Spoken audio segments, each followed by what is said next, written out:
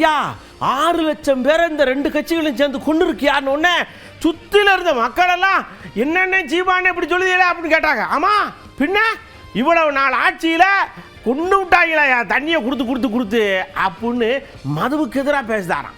டாஸ்மார்க்கை திறந்து வைத்து தன் நாட்டு குடிகளை குடிக்க வைத்து அதிலிருந்து வருகிற வருவாயை வைத்து ஒரு நாடு ஆட்சி செய்யும் என்றால் அது நல்ல ஆட்சியா?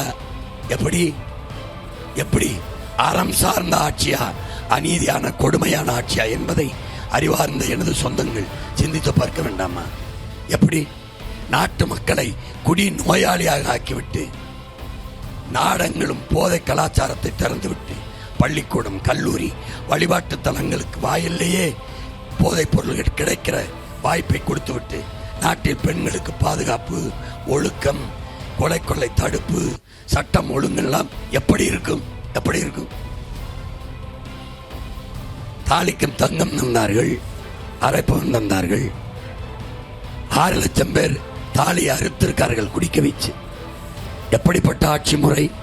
எப்படி 60 ஆண்டுகளாக ஊழல் லஞ்சத்தையே பார்த்து அதையே ஊறி சகித்து போனீர்கள். தெரிகிறது உங்களால் ஊழல் லஞ்சம் தேசியமயமாக்கப்பட்டு விட்டது. தடுக்க முடிகிறதா உங்களால்? உங்கள் கண்ணு முன்னால் உங்கள் வளங்கள் களவு போகிறது, தடுக்க முடிகிறதா? உங்கள் நிலம் அங்கும் குப்பை மேடாகிறது, தடுக்க முடிகிறதா?